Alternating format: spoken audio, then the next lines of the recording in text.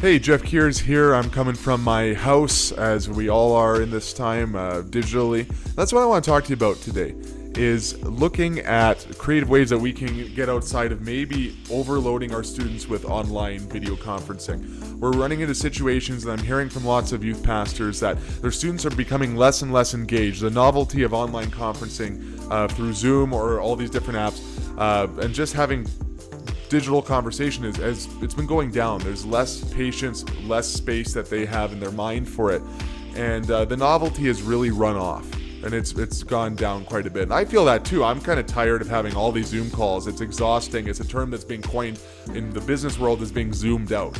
The exhaustion of having too much of this stuff happening, and I started to wonder, why is that? And I started to think through what a student's average day is like.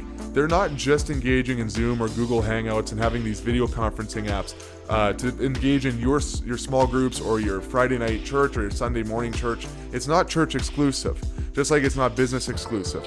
They're actually spending most of their time during the day sitting at their desk on these apps, doing school, being frustrated, having their parents help them, their parents teach them, their parents are frustrated, maybe getting frustrated and mad at them. There's some conflict coming out of that.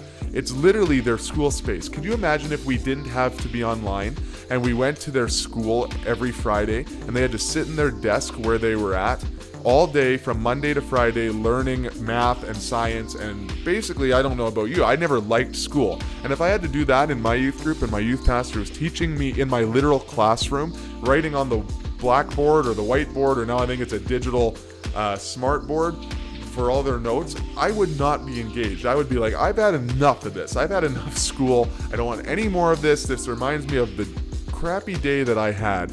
And I would be disengaged. And I think that may be what we're running into. Kids are being zoomed out, not just because your church is doing too much or because your youth group is doing too much, but honestly because they're in school all day on it. So I'm not saying we should abandon Zoom. I still think it's probably the most high capacity tool that we have in our toolbox right now during this COVID-19 shutdown, and will continue to be a huge part of what we need to do in the future, and apps like it, and as we develop new ones and as we continue to innovate, will be a huge part of thriving and prevailing church and youth groups in our district and around the nation. But it's something to be aware of, that maybe we need to set multiple layers and multiple tools in a week to be able to keep up and make sure that the level of frustration and being zoomed out and overloaded with video conferencing isn't hurting our OBT or our bottom line.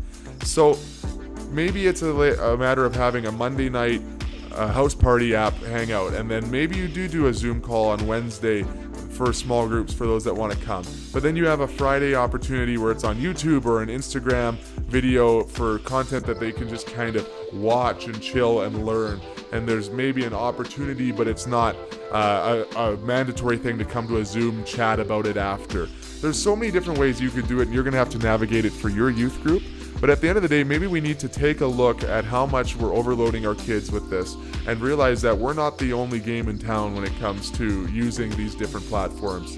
But as we continue to look at what we can do to be creative and ask the Holy Spirit for the cutting edge for our town and our community and our youth group online and during COVID-19, and as we start to open up hopefully here in the next couple of weeks, let's be looking at different ways that we can do it and not just get stuck in one medium.